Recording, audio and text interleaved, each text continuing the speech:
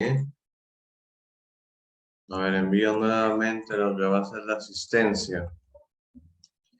A ver, hoy el tema es un poco cargado en realidad, ¿sí?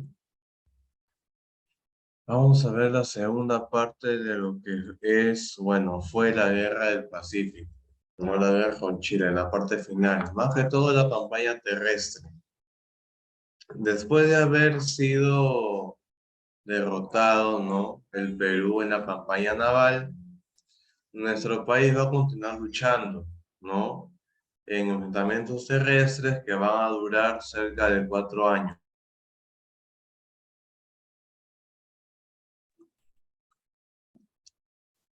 La primera de todas va a ser la campaña de Tarapacá. No voy a decir que solamente lo único que voy a mencionar acá va a ser lo único que ha pasado porque fueron más batallas, ¿ya? Pero estas son las más importantes.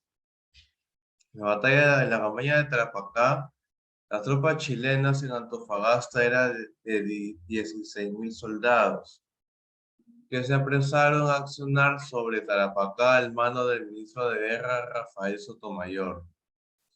Van a tomar Pisagua, ¿no? Ciudad, bueno, pueblo que aún existe, donde el ejército chileno con 10.000 soldados se encuentra frente a la resistencia de 800 bolivianos y 1.000 peruanos, ¿no? Eran considerablemente muchísimos más.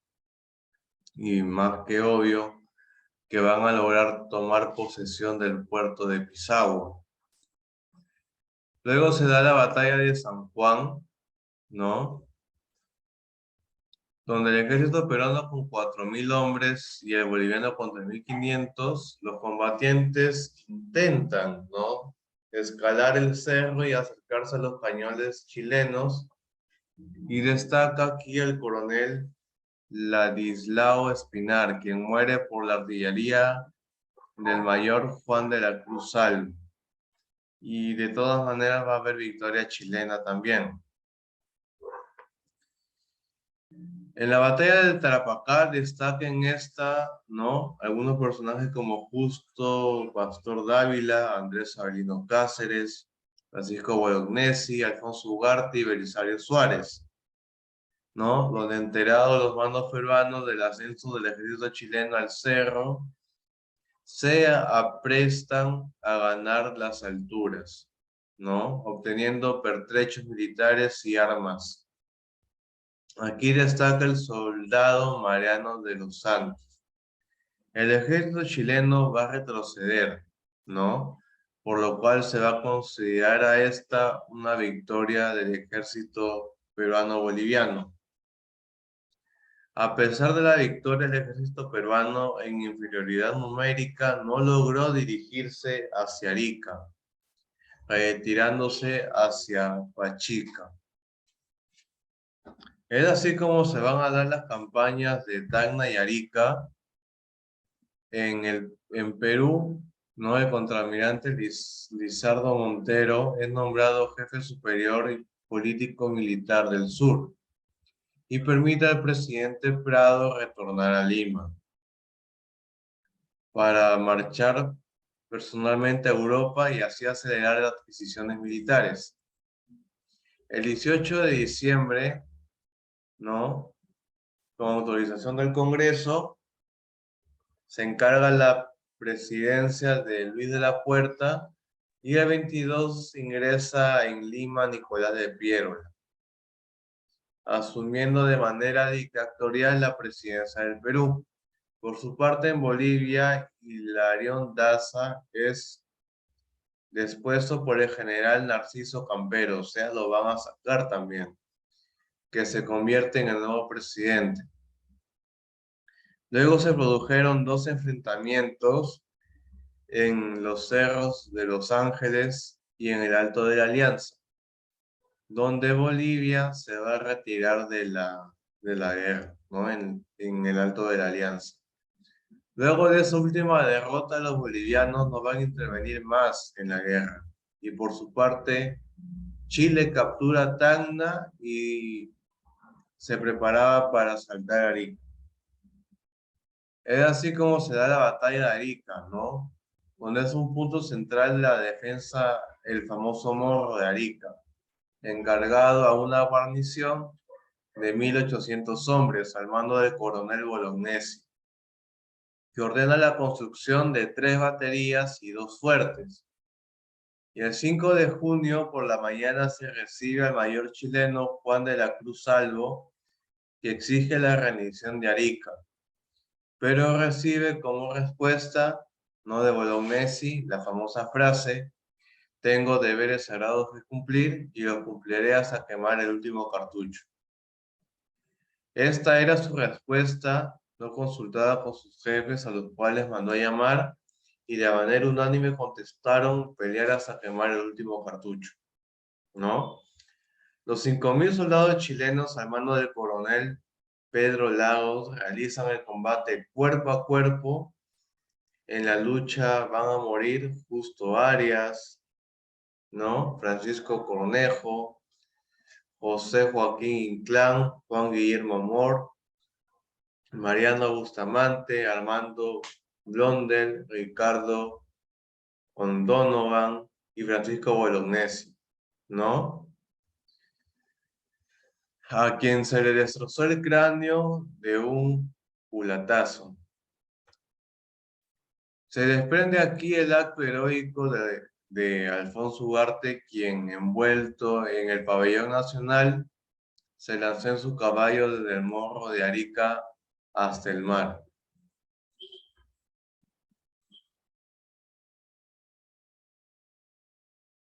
Luego de ello se va a dar el bloqueo del Callao, ¿no? Desarrollado de abril a septiembre de 1880, con la finalidad de impedir el acarreo de armas y la movilización de tropas peruanas.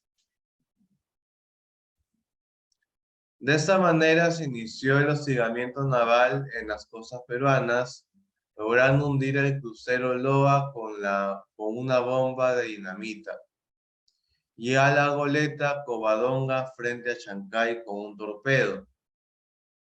La expedición Lynch, ¿no? Se va a dar en septiembre de 1880. Es una fuerza expedicionaria chilena, no, liderada por el general Patricio Lynch, que desembarcó en la costa norte para saquear las ricas plantaciones azucareras. Su objetivo era conseguir fondos, ¿no? Y privar al Perú de divisas extranjeras y obligarle a pedir la paz.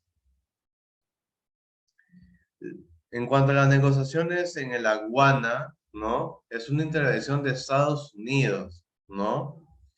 Donde se va a tratar de negociar en este buque, que del mismo nombre, la Aguana, frente a las costas de Arica, ¿no? Pero estos intentos de paz van a fracasar.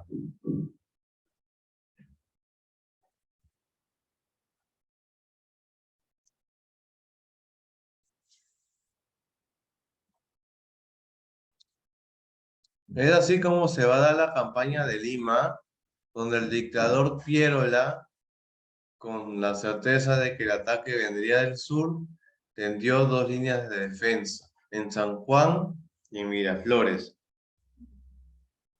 La improvisación y falta de armamento no pudieron ser contrarrestadas solo con el entusiasmo y el sacrificio de miles de vidas. Lima quedó inerme frente a las fuerzas del general chileno Baquedano, y el 17 de enero entró en la ciudad del ejército chileno. Hicieron cuarteles en los locales públicos, entregándose al robo y al saqueo. No obstante, las destrucciones, ¿no? Y excesos van a ser cometidos en Barranco, en Churrillos, y no se repitieron en Lima, gracias a que el almirante Petituars va a intervenir. En este contexto se va a dar el gobierno de Magdalena, ¿no? Donde va a ser elegido Francisco García Calderón como el presidente, ¿no? Con él también van a intentar, ¿no? Firmar la paz pero él se va a negar, ¿no? Ya que Chile quería como de lugar que el Perú le entregue terrenos. En la sierra se va a dar la campaña de la Breña, ¿no? El nombre de Breña surge de la alusión al medio geográfico que fuera del escenario de la resistencia, ¿no? Siendo el líder Andrés Avelino Cáceres, más conocido como el Brujo de los Andes. Es el mismo personaje que mencionaba justamente líneas atrás en lo que vendría a ser, ¿no? La batalla de Tarapacá. Se lograron importantes triunfos en la batalla de Sangar, de Chosica, Pucará, Marcavalle y Concepción, obligando al ejército chileno a desocupar Junín. Una expedición chilena se encontraba en Cajamarca con la finalidad de ocupar San Pablo. Y a pesar de la probabilidad del triunfo chileno, los cajamarquinos atacaron con fuerza, generando la fuga de los chilenos hasta Pacasmayo. Esta victoria estuvo al mando del general Miguel Iglesias, jefe del Ejército del Norte, quien suscribió una proclama en Moltán, que se denomina Manifiesto de Moltán, para terminar con el daño y humillación de la ocupación enemiga, ¿no? En pocas palabras, Miguel Iglesias quería la paz. Es así como se va a convocar a una asamblea en Cajamarca que lo nombró presidente regenerador.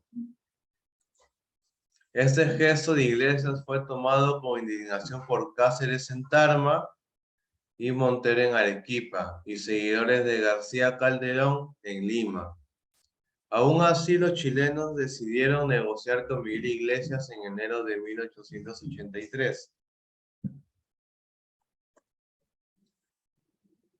A pesar de ello, se siguieron dando otras batallas, ¿no? Como la batalla de Huamachuco, ¿no?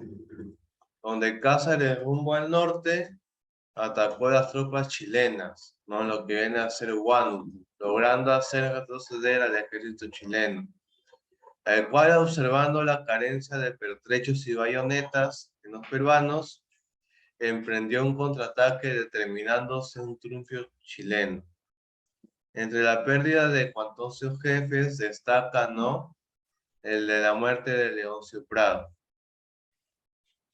Es así como el 20 de octubre del mismo año se va a firmar, ¿no?, lo que viene a ser el Tratado de Ancón, firmado en el balneario de Ancón entre Jovino Noboa por Chile y José Antonio de la Valle, ¿no?, por Perú. El tratado estipula la cesión perpetua, ¿no?, de Tarapacá, además de la cesión por 10 años de Tacna y Arica. Luego de ello se celebraría un plebiscito para decidir si retornan al Perú o no. El país ganador debía pagar 10 millones de soles o su equivalente en pesos chilenos al otro. Las tropas chilenas iniciaron la desocupación de Lima hasta la convocatoria de una asamblea, ¿no?, que va a ratificar tanto el tratado y va a nombrar como presidente provisorio a Miguel Iglesias en 1884. Bien, chicos, hasta allí alguna pregunta que tengan.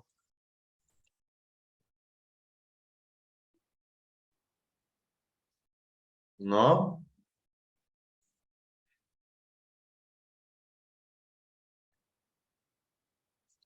A ver, entonces les voy a enseñar algunos videos para reforzar lo mencionado hasta ahora, ¿ya? Así que atentos.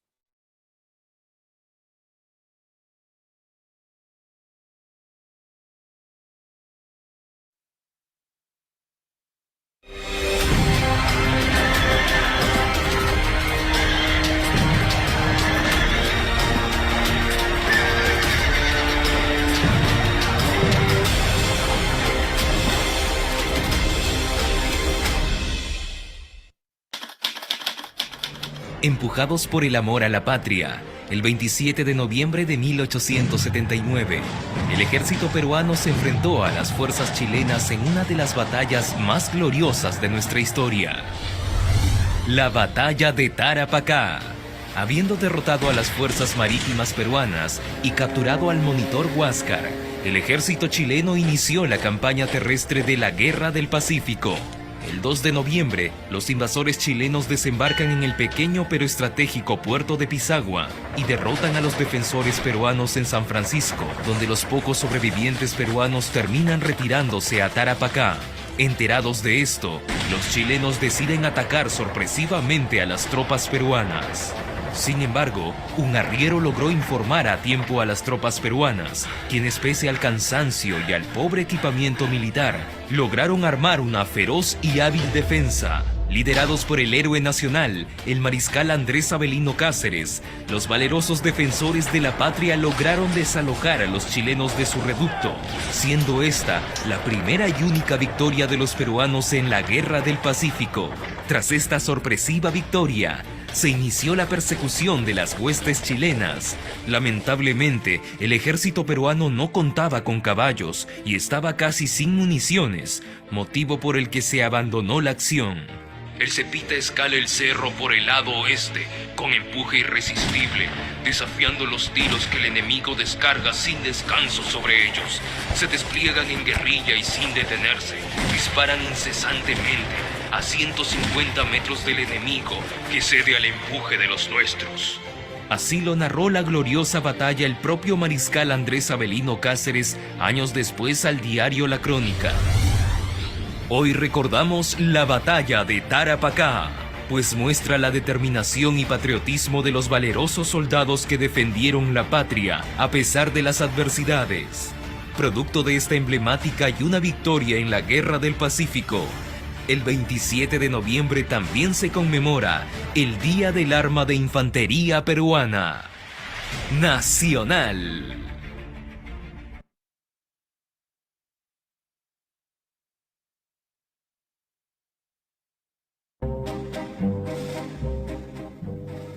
Desde su nacimiento como países independientes, las repúblicas de Perú y Bolivia experimentaron el flagelo de la inestabilidad política. Las frecuentes revoluciones, golpes de Estado y azonadas militares mantuvieron a los gobiernos de turno distraídos en una constante lucha por mantener el poder, esfuerzo que, salvo contadas excepciones, terminaba con el eventual alzamiento de un nuevo caudillo cuando las circunstancias se volvían propicias. Y lamentablemente para ambos países aliados, la crisis interna generada por los descalabros militares sufridos hasta el término de la campaña de Tarapacá no haría más que acelerar la transición del poder. Pero para profundizar en los detalles, analizaremos primero el caso del Perú. Durante el transcurso de 1879, la popularidad del presidente Mariano Ignacio Prado había ido decayendo enormemente tras las consecutivas derrotas sufridas en Angamos, Pisagua, Germania y Dolores. Ante estos reveses, sus enemigos políticos no tardaron en instigar al pueblo para culpar al gobierno de mala conducción e incompetencia. Enfrentado a la necesidad de defender su gobierno, el 26 de noviembre Prado resolvió retornar a Lima, nombrando previamente al contraalmirante Lizardo Montero como jefe político y militar de los departamentos del sur, luego de lo cual abandonó la plaza de Arica. Ya viene el Cyberwow de Oeshle.p. ¿Te lo vas a perder? Llévate de todo para todos al precio que se acomoda a ti. Oeshle se acomoda a mí. Ya de regreso en la capital, Prado reasumió la dirección del gobierno que desde su partida había sido encargada al vicepresidente del Perú, el octogenario y enfermo general Luis Lapuerta. En paralelo, Prado intentó calmar las dudas del pueblo, buscando convocar un nuevo gabinete ministerial y tratando de incluir en él a Nicolás de Piérola, un político opositor que, aunque partícipe de varios intentos frustrados de revolución, gozaba de gran aceptación entre muchos sectores nacionales. Pero Piérola, enemigo acérrimo de Prado, terminaría por rechazar toda propuesta del gobierno y prefirió en cambio esperar el momento preciso para hacerse con el poder, para lo cual no tendría que pasar mucho tiempo. Y es que, en una decisión políticamente cuestionable, Prado resolvió viajar a Europa con la supuesta intención de negociar personalmente nuevos créditos que permitieran al Perú concretar la compra de buques de guerra y armamento, avalando su proceder en la resolución legislativa con la que el Congreso había autorizado su salida a Arica para asumir la dirección de la guerra. Así, la tarde del 18 de diciembre de 1879, Prado abandonó discretamente Lima con dirección al Callao, desde donde se embarcaría en el vapor Paita con destino a Europa, encomendando al ministro de Guerra y Marina, el general Manuel González de la Cotera, la divulgación de los decretos y proclamas con las que se anunciaba públicamente su salida del país. Sin embargo, el alejamiento de Prado en momentos tan solemnes para el Perú sería considerado casi inmediatamente como una fuga y un acto de cobardía, y no pasarían sino 48 horas en ocurrir los primeros levantamientos en dos guarniciones de la capital, lideradas por los coroneles Pablo Arguedas y Miguel Iglesias, quienes junto a Pierola y su batallón Guardia Peruana se enfrentarían a las tropas del general La Cotera en las calles de la capital, allanando el camino para que el 23 de diciembre una junta presidida por la Municipalidad de Lima resolviera nombrar a Nicolás de Pierola como jefe supremo de la República, con lo cual el político revolucionario alcanzaría al fin su tan ansiada ambición, concentrando en su figura todas las funciones ejecutivas y legislativas del Estado. Mientras tanto, entre las filas bolivianas se fraguaba también otra conspiración. Y es que si bien al inicio de la guerra el general Hilarión Daza gozó de una alta popularidad entre su pueblo y el ejército, el arribo a La Paz de las tropas bolivianas dispersadas en Tarapacá trajo consigo las noticias de la contramarcha de Daza en Camarones y la subsecuente derrota sufrida por el ejército aliado en Dolores, por lo que sobre el dictador boliviano se cirnieron la censura, el desprecio y las acusaciones de cobardía y de traición.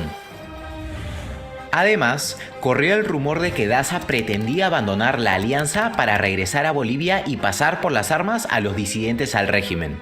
Ante esta situación, los políticos y militares contrarios a Daza, encabezados por el coronel Eleodoro Camacho, comenzaron entonces a complotar para sacarlo del poder, contando además con la complicidad de algunos jefes peruanos, preocupados ante la posibilidad del retiro de las tropas bolivianas del conflicto. Pero su derrocamiento no sería una tarea sencilla, puesto que Daza controlaba directamente al ejército boliviano acantonado en Tacna, contando además con la protección y lealtad del batallón Colorados, considerados los mejores hombres de armas de Bolivia.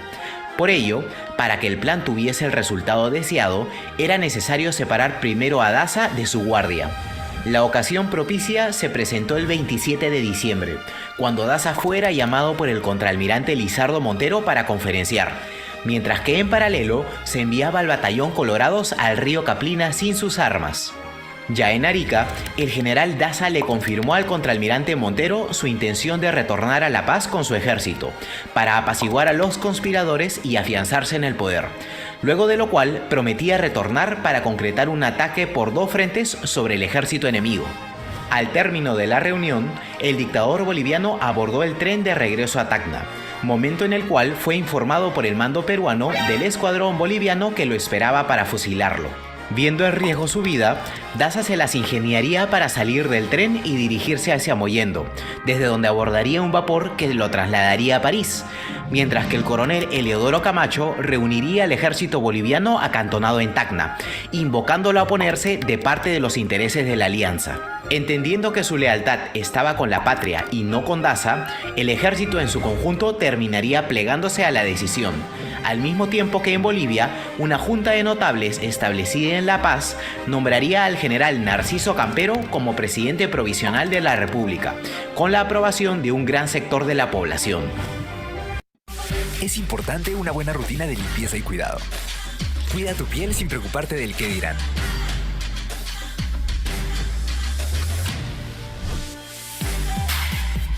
Pero sobre todo, sin preocuparte por las arrugas que todos tenemos.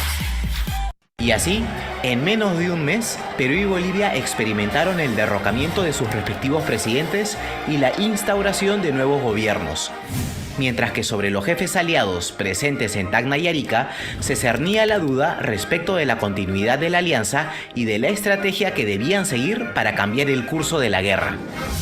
Mientras tanto, en Chile se discutía el curso que debía seguir el ejército para su próxima campaña. A pesar de sus crecientes diferencias, tanto el ministro de Guerra y Marina como el general Erasmo Escala coincidían en la intención de que el ejército marchara sobre Lima para poner un fin definitivo al conflicto. Pero el presidente Aníbal Pinto y su gabinete se inclinaban en cambio por la incursión sobre el eje Tacna y Arica, bajo la creencia de que, una vez conquistada esta zona, podría ser entregada a Bolivia para persuadirla de firmar un tratado de paz por separado, delineando así un nuevo mapa de límites en el que Bolivia actuaría como muralla divisoria entre Perú y Chile. Así, el 26 de diciembre el gobierno chileno emitió finalmente la orden de emprender campaña sobre los territorios de Tacna y Arica, por lo que el ministro Sotomayor dispuso el bloqueo naval de las costas del Perú, desde Arica a Mollendo, a efectos de impedir que las fuerzas de la Alianza concentradas en la zona pudieran recibir refuerzos o abastecimientos de víveres y municiones por vía marítima. En paralelo, a fines de diciembre de 1879, Rafael Sotomayor decidió enviar sobre Hilo y Pacocha una expedición al mando del teniente coronel Arístides Martínez, con el objetivo de reconocer las fuerzas enemigas y los medios disponibles en esa región, así como para verificar la factibilidad de una operación a gran escala desde ese punto. Recibidas las órdenes, el 31 de diciembre la Fuerza Expedicionaria Chilena desembarcó sin oposición en la caleta de Hilo, posesionándose del ferrocarril y de la oficina de telégrafos, consiguiendo así aislar al puerto del resto del territorio y permitiendo a los soldados chilenos desplazarse sin problemas.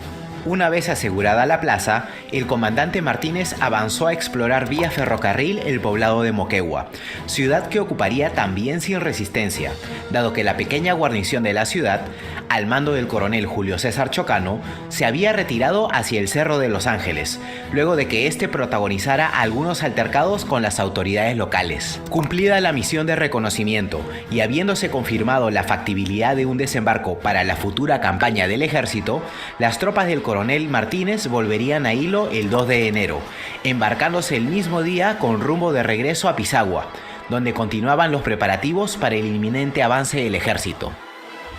Pero antes de que la campaña de Tacna y Arica pudiera dar inicio, el ministro Rafael Sotomayor decidió reorganizar al ejército expedicionario en divisiones, a efectos de brindarle mayor autonomía en el nuevo campo de batalla, decisión a la que el general Erasmo Escala se opondría enérgicamente, no por considerar desacertado el cambio estructural, sino por la imposición de los jefes divisionarios y del Estado Mayor que vino como consecuencia, y que en su opinión atentaba contra la superioridad del mando que él ejercía.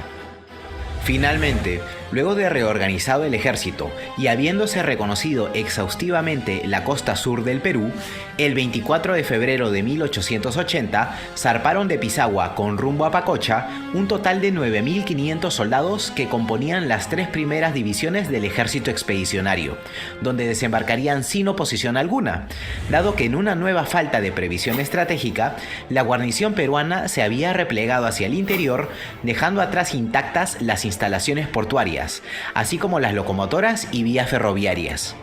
Una vez instaladas, las fuerzas de reconocimiento chilenas se lanzaron a la exploración de los alrededores, mientras que el ministro de Guerra y Marina alistaba al ejército para asumir una posición defensiva en preparación para el contraataque aliado que era esperado por el gobierno chileno. Mientras tanto, en Arica el contraalmirante Lizardo Montero, ya al tanto de la ocupación chilena de Hilo, se enfrentaba a una situación difícil. Y es que si bien el nuevo gobierno dictatorial de Pierola había iniciado lanzando un llamado a la unidad nacional, al que Montero se había plegado en un intento por no dividir más a las fuerzas del Perú en circunstancias tan difíciles, la realidad distaba mucho de las apariencias. Pierola contaba a Montero como su enemigo personal y político, desde que éste le infringiera una vergonzosa derrota años antes en Torata, durante uno de sus fallidos intentos de sublevación contra el gobierno de Prado. Por ello, el dictador había decidido aislar a Montero, privándolo por largos meses del envío de dinero y provisiones, ante el temor de que éste pudiera rebelarse en contra del nuevo régimen. Pero Pierola no era ningún tonto, pues sabía de la gran popularidad de la que gozaba Montero entre los jefes militares y la sociedad. Por esta razón, decidió no separar a Montero del comando del ejército, optando en cambio por privarlo del rango de jefe político y militar de los departamentos del sur, reduciendo con ello su mando únicamente al ejército presente en Tacna y Arica, compuesto de aproximadamente 8.500 peruanos y 3.000 bolivianos, mientras que en paralelo detuvo el envío de los refuerzos presentes en Arequipa y Moquegua, a los que reorganizaría para constituir el Segundo Ejército del Sur, cuyo mando le sería otorgado al general Manuel Bencolea, sin notificación previa a Lizardo Montero. Tan profunda era la falta de cohesión que se vivía en aquellos momentos que mientras las tropas chilenas desembarcaban en Hilo, la división peruana acantonada en Moquegua, que se supone debía resguardar el puerto de posibles invasiones, no llegó a movilizarse a causa de las disputas internas entre los jefes nombrados por Montero y Pierola. Solo después de que el contraalmirante Montero tomara conocimiento de los cambios introducidos en el orden de batalla, ordenaría al coronel Manuel Velarde hacer entrega de sus tropas y retornar a Arica, enviando además al comandante Gregorio Albarracín a operar con sus jinetes sobre el valle de Locumba, con el fin de realizar acciones de reconocimiento y hostigamiento ante el posible avance del ejército chileno. Mientras tanto, en las costas del Pacífico, las operaciones navales volvían a cobrar protagonismo con el bloqueo al que la escuadra chilena sometía a Arica.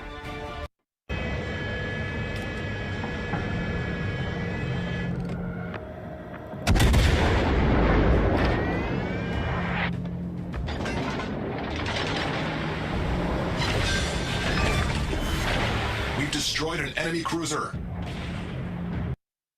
El 25 de febrero, el monitor Huáscar, al mando del capitán Manuel Thompson, haría su reingreso al conflicto bajo bandera chilena, con órdenes de relevar al blindado Cochrane, que junto con la cañonera Magallanes mantenían el asedio al puerto fortificado. El día 27, el Huáscar se batiría contra los fuertes del puerto y el monitor Manco Cápac, que había sido remolcado desde el Callao para que sirviera como batería flotante. Horas más tarde, al observar un tren procedente de Tacna, Thompson reorientaría su ataque, deteniendo a cañonazos la marcha del tren, a cambio de sufrir daños y bajas entre su tripulación. Entonces, cerca de la 1 de la tarde, el Manco Cápac, al mando del capitán José Sánchez Lagomarcino, levantó presión en sus calderas y salió del fondeadero para detener el ataque chileno, ante lo cual el Huáscar se dirigió a su encuentro. Ambas naves se enfrascaron en un duelo a corta distancia. El capitán Thompson aprovechó la velocidad de su buque y maniobró con la intención de espolonear a su enemigo, pero cuando la distancia entre ambas naves era de tan solo 200 metros, las máquinas del Huáscar sufrieron de una avería total que dejaron al blindado paralizado en el mar, momento en el cual los artilleros del Manco Cápac lograrían acertar un cañonazo sobre el monitor, matando instantáneamente al capitán Thompson y generando daños considerables sobre el Huáscar. El mando del blindado sería asumido por el teniente Valverde, quien lo retiraría de la línea de fuego, al mismo tiempo que el Manco Cápac retrocedía para ponerse bajo refugio de las baterías del puerto. Terminado el combate, el capitán Carlos Condel asumiría el comando del Huáscar, enviando a la cañonera Magallanes a dar cuenta de lo sucedido al contraalmirante Galvarino Riveros. Ya para el 1 de marzo, las fuerzas chilenas, ahora reforzadas con el arribo de la 4ª División, se encontraban listas para iniciar las operaciones sobre Moquegua.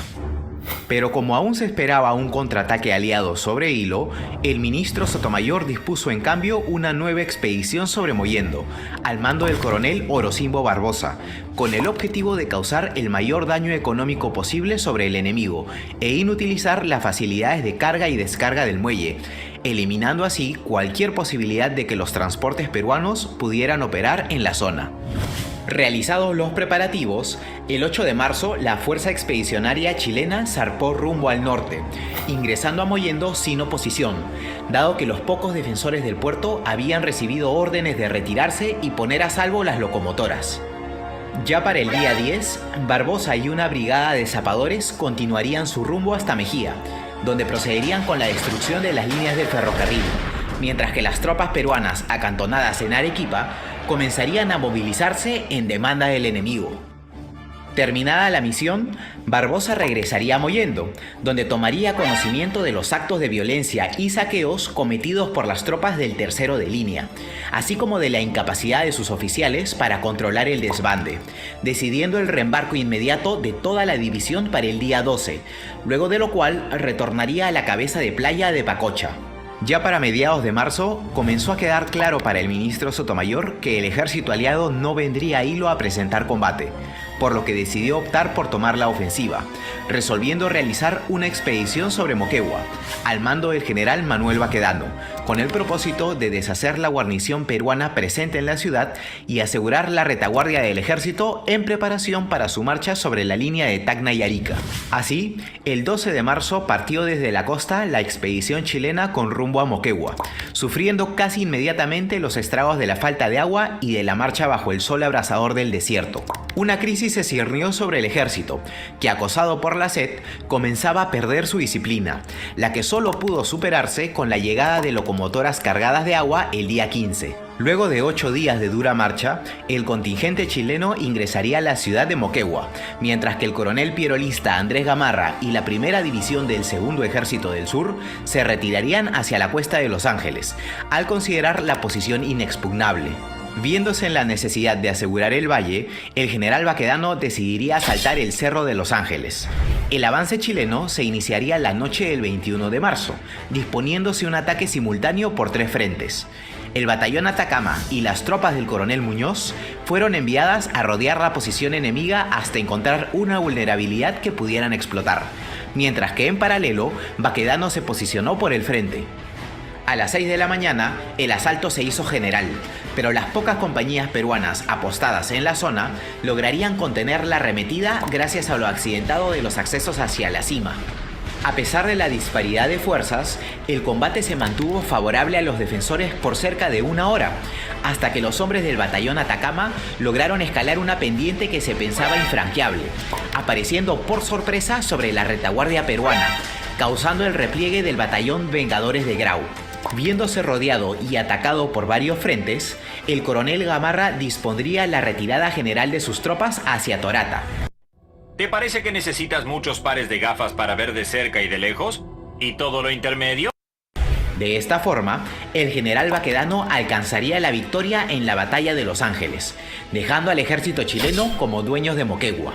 Mientras tanto, en Arica las expectativas parecieron mejorar para el primer ejército del sur, cuando el 17 de marzo la corbeta Unión, comandada por el capitán Manuel Villavicencio, lograra burlar el bloqueo impuesto al puerto e irrumpir en la bahía amparada en la oscuridad de la noche, procediendo inmediatamente después a desembarcar el tan postergado auxilio enviado por el gobierno de Piérola, mientras que las tripulaciones chilenas, aún sorprendidas por la maniobra realizada por la corbeta peruana, se empeñarían en detener la operación de descarga, contando para ello con el refuerzo del blindado Cochrane y del transporte artillado Amazonas, recién llegados desde el sur. La escuadra chilena se desplegó para cortar cualquier ruta de escape, mientras sus comandantes se reunían en el Cochrane para acordar la mejor manera de destruir a la Unión. Advirtiendo la oportunidad delatada por la congregación de botes alrededor del Cochrane, el capitán Villavicencio decidió lanzarse nuevamente a la mar con dirección sur, pasando entre el transporte Amazonas y la isla Alacrán, y consiguiendo escabullirse por segunda vez del fuego de las naves chilenas, que le darían persecución pero sin lograr alcanzarlo, logrando así concretar la doble ruptura del bloqueo de Arica. Gracias a la hazaña alcanzada por la tripulación de la Unión, el primer ejército del sur lograría ser auxiliado por última vez con vestimenta, municiones y con el arribo de la lancha torpedera Alianza. Convencido de que ya no recibiría mayores refuerzos del gobierno y consciente de la inminencia del ataque chileno, Montero tomó la decisión de avanzar hacia Tacna para enlazar con las fuerzas bolivianas del coronel Camacho y plantear allí la defensa de la ciudad, dejando encargado de la plaza de Arica al coronel Francisco Bolognesi, quien mantendría bajo su mando la 7ª división del coronel José Joaquín Inclán y la 8ª división, al mando del coronel Alfonso Ugarte, un joven empresario tarapaqueño quien con recursos propios había formado y armado al batallón Iquique, con el que se había batido con honores en los momentos más difíciles de la batalla de Tarapacá. Encomendada la defensa del puerto, el 3 de abril el contraalmirante Montero, junto con el grueso del primer ejército del sur, inició su marcha a Tacna. Mientras tanto, el alto mando chileno enfrentaba también su propia crisis interna. A pesar de las repetidas victorias obtenidas, cada día que pasaba en la campiña de Moquegua se ahondaban más las diferencias entre el ministro Sotomayor y el general Escala, debido a la creciente injerencia que el primero buscaba tener en el movimiento y quehaceres del ejército en campaña. La situación se volvió insostenible cuando Escala tomó conocimiento de la correspondencia que su jefe de Estado Mayor, el coronel Pedro Lagos, mantenía privadamente con el ministro Sotomayor. Ante semejante falta, Escala decidiría prescindir de la colaboración de Lagos, quien en cambio presentaría su carta de renuncia, para luego ser enviado al sur por orden de Sotomayor. Herido en su dignidad, el general Escala renunciaría en señal de protesta, siendo reemplazado en el cargo por el general Manuel Baquedano, mientras que el coronel José Velázquez sería nombrado como jefe de Estado Mayor. Una vez restituido el orden en todos los estamentos del ejército, Sotomayor comenzó la planificación del avance chileno hacia el sur, en demanda de Tacna, mientras que en paralelo, el alto mando aliado congregaba sus fuerzas para plantear la defensa de la ciudad. Con el grueso de los tres ejércitos comprometidos para el inminente choque en Tacna, la batalla que seguiría a continuación prometía convertirse en el enfrentamiento que marcaría decisivamente el rumbo de la guerra. Muchas gracias por ver el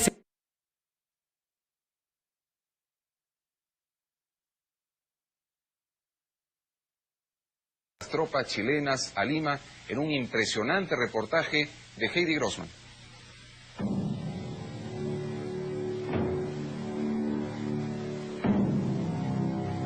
Estas fotos nos muestran lo cruento que fue la guerra.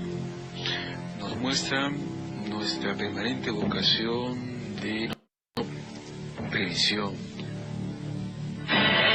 Tenemos fusiles a los cuales las balas no le hacen porque no son iguales. Se ve la mortandad terrible que hay. La diferencia entre los soldados chilenos, los soldados de mi papá, era que los soldados chilenos usaban zapatos. Y lo que va a combatir en Miraflores es fundamentalmente la reserva de Lima, que son ciudadanos. Nosotros la guerra, la derrota, porque fuimos derrotados, nos la embellecieron a través de la pintura y otras artes. En cambio, estas fotos nos dan un acercamiento mayor.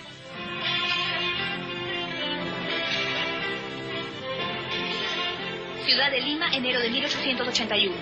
Esta fotografía muestra el Morro Solar luego de la batalla de San Juan de Miraflores. Al borde de la débil línea de defensa limeña yacen aún los cuerpos de los soldados peruanos caídos en el campo de batalla. La tropa chilena repasa el escenario.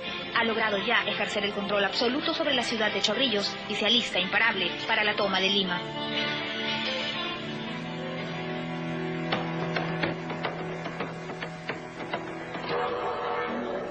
Estas imágenes, quizás desconocidas para la gran mayoría de peruanos, son precisamente el retrato de una guerra sangrienta, de un capítulo de la historia peruana que nos coloca cara a cara con la verdad de lo que ocurrió hace 125 años. Una verdad que aparece captada por el ente de los fotógrafos de guerra y que un joven investigador limeño se ha encargado de recopilar, desempolvando archivos chilenos y peruanos, fotografías quizás nunca vistas por el peruano común. Fotografías de lo que fue, con crudísimo realismo, paso a paso, el ingreso de las tropas chilenas a la ciudad de Lima, el cruento saldo de las batallas, los escenarios y los detalles exactos del evento más traumático de nuestra historia republicana, la invasión chilena hasta hacer flamear su bandera en nuestro Palacio de Gobierno y el regreso del recuerdo más descarnado de la memoria nacional.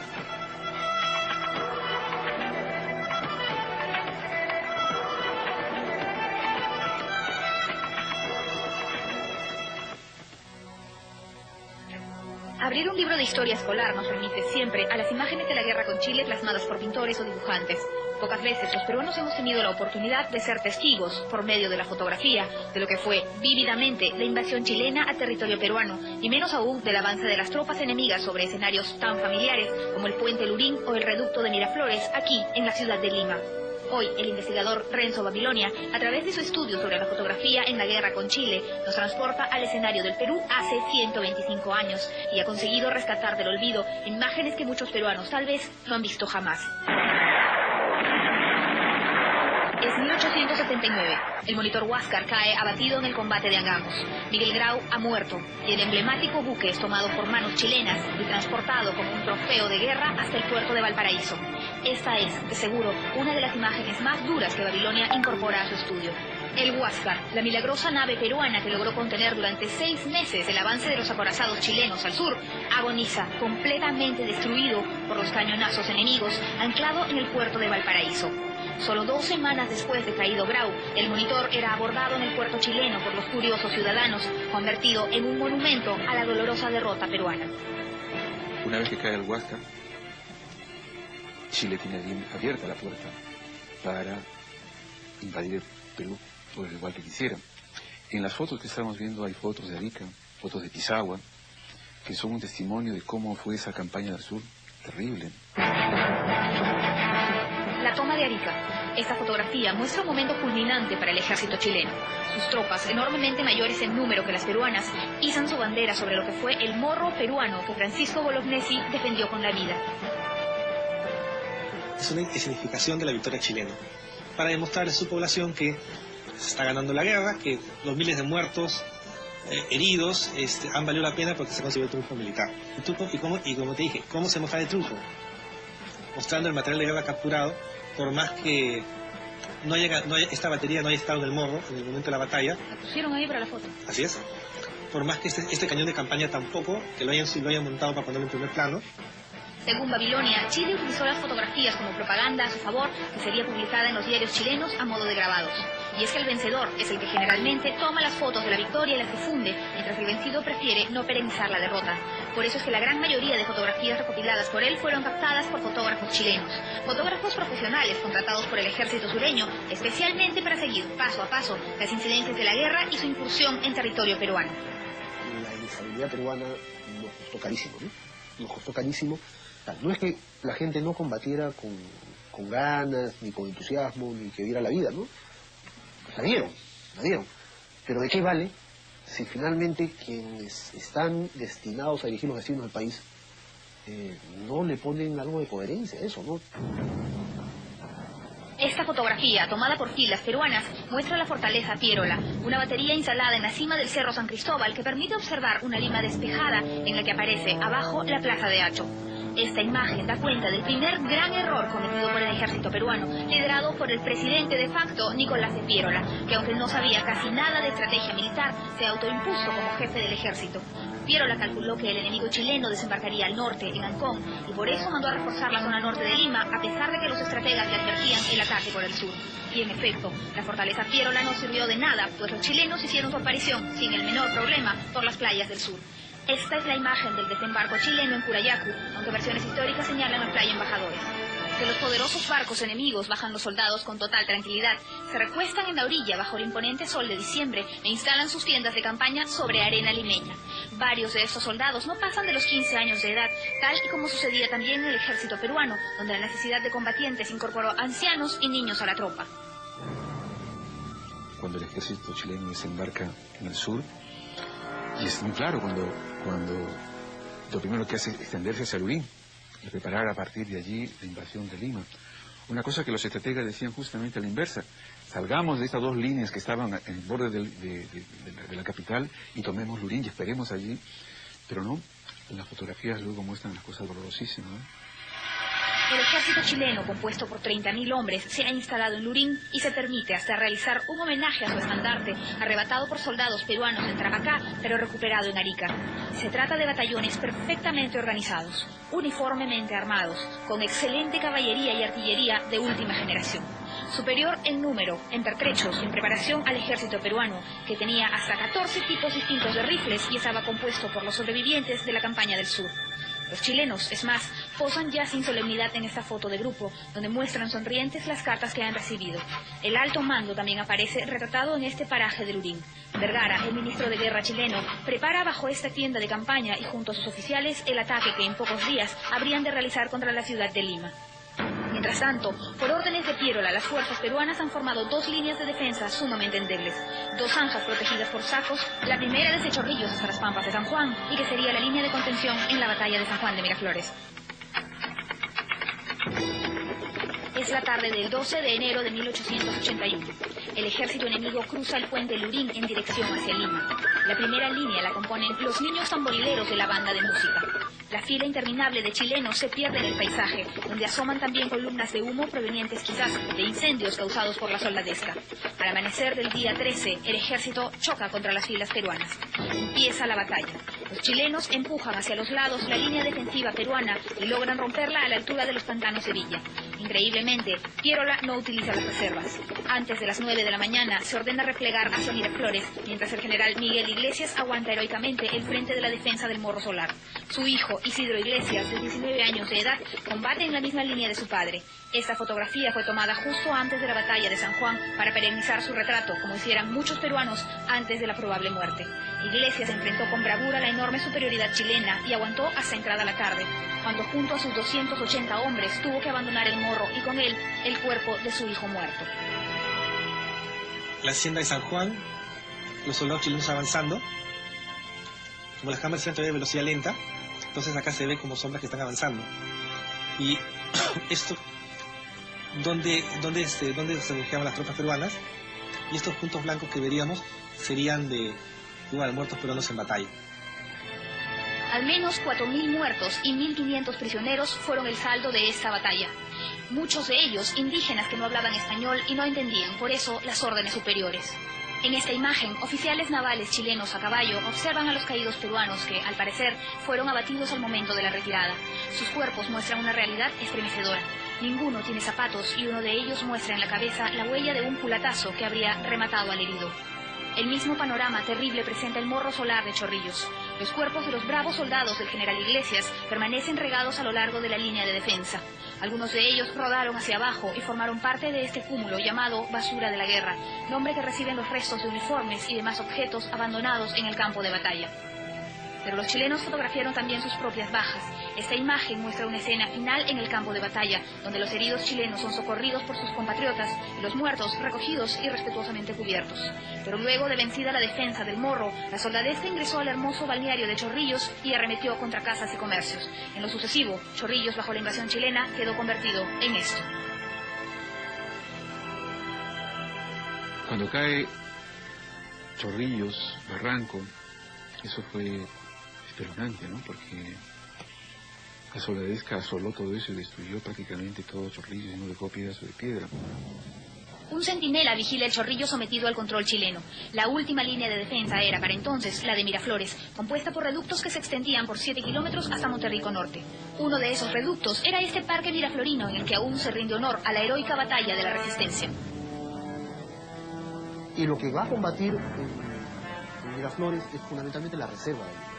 Que son ciudadanos, esos ciudadanos, combate Leguía, combate González Prada, combate profesores universitarios, alumnos universitarios. Eso es la reserva de la ciudadanía que va a defender la ciudad, ¿no? Andrés Avelino Cáceres lidera una heroica división que perdió casi el 90% de sus miembros durante la batalla de Miraflores. Las improvisadas filas peruanas combatieron con incomparable fiereza, pero la suerte ya estaba echada. Las tropas chilenas lograron romper las defensas miraflorinas y la ciudad de Lima debió ser entregada a los chilenos. La ciudad, en cuyo palacio de gobierno flameó poco después la bandera chilena en lo alto del mástil y donde se instauró un gobierno provisional bajo el dominio del enemigo. El epílogo de esta historia fotográfica incluye fotografías de Pierola durante la Guerra Civil, en la que se embarcarían los peruanos luego de la ocupación chilena. Sin embargo, falta aún documentar gráficamente la legendaria resistencia de Cáceres en la Sierra del Perú y la de los limeños ante el abuso del vencedor. Actos heroicos de los que los peruanos somos capaces y que también quedan retratados por lentes que luego de 125 años nos han dejado, sin duda, una enorme lección por aprender.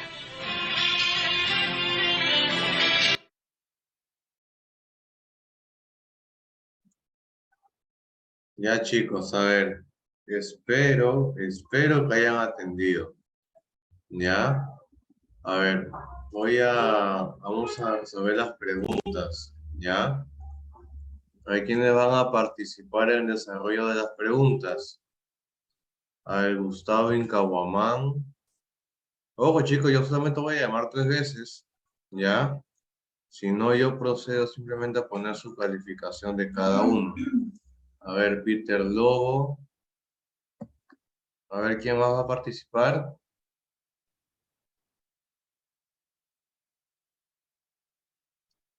A ver, último llamado. ¿Alguien más va a participar? No. A ver, 1, 2, 3. Bueno. Simplemente les pongo 13 a todos, ¿ok? Ya, y ahí queda con Santa Cruz. Pero los demás tienen 3 automáticamente, sin posición de reclamo, y así me levanten la mano otra vez.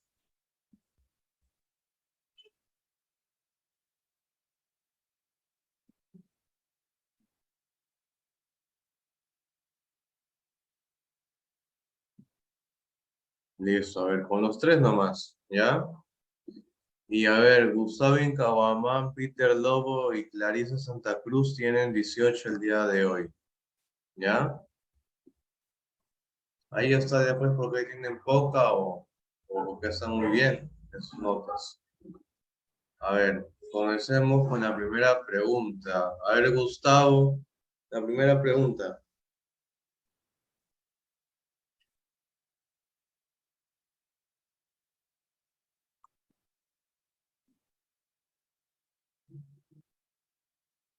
¿Cómo? No se te escucha, o escribe en el chat. Leo la pregunta, profe. Sí, claro, lee la pregunta.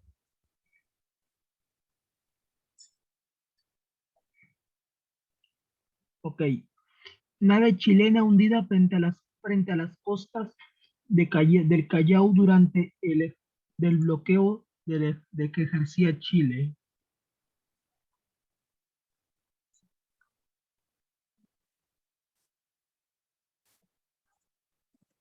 Creo que era Lao. A ver. Vamos a corroborar ya. Vamos a corroborar. Ah, no, era Ah, el Loa. No, está bien, es el Loa. Está bien. Ah, ok. Loa. Ya, Es que me Lao, había no, Loa. confundido. A ver, 1 es de Loa. ¿Ya? Muy bien, Gustavo, gracias. A ver, Peter, a 2. Ya, profesor. Causó enormes estragos en los puertos de Huacho, Supe, Salaberry, Pacasmayo, Etén y Palta, volando muelles, ferrocarriles y arrasando con los ingenios arroceros y azucareros. La E, Patricio Lynch.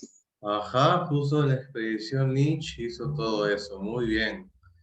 Y Clarisa Santa Cruz, la 3. 3. La primera batalla por la defensa de Lima se dio en... Ahí es la C, San Juan. Ajá, exacto. Ajá, San Juan. A ver, yo voy a continuar con lo demás. ¿Ya? A ver, 4. Lima no fue saqueada y destruida, bueno, y destruida después de la batalla de Miraflores gracias a la intervención extranjera de Petituars, ¿ya?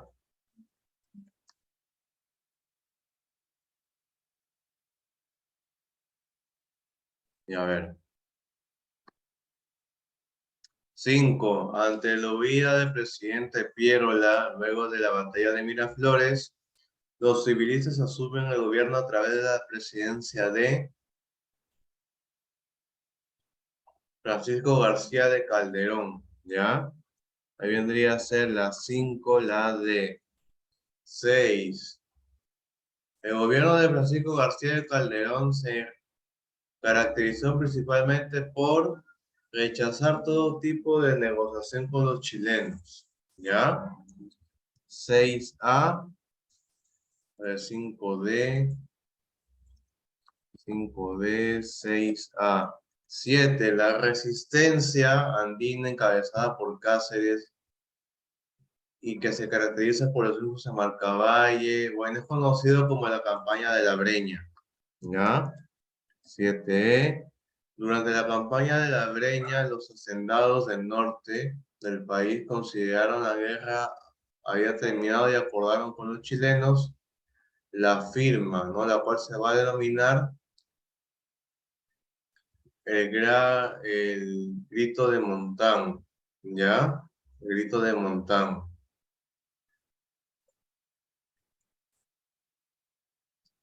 (8A). Su actitud en las postrimerías de la guerra contra Chile es puesta en tela de juicio por haber buscado la paz con los chilenos sin considerar los intereses de la patria, ¿no? Miguel Iglesias. Fue una de las consideraciones para terminar con la guerra contra Chile, según lo dispuesto por el gobierno de Chile para finales de 1882. Ahí va a ser allá la entrega de los yacimientos de salitre de Tarapacá, ¿ya? 10A. Por eso que Tarapacá va a pasar para siempre hacia Chile. Bien, chicos, lo que sigue ya debajo es su tarea, ¿ya? Esta es su tarea. A ver, antes de terminar, voy a pasarles nuevamente el link de asistencia y ya nos estaríamos quedando allí, ¿sí? Antes de acabar, ¿alguien tiene alguna pregunta?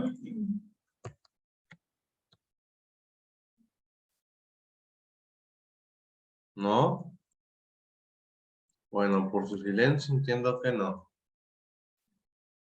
Bien, chicos, ahí nos estamos quedando. Ya nos vemos la siguiente semana. ¿Sí? Chao, chicos, cuídense.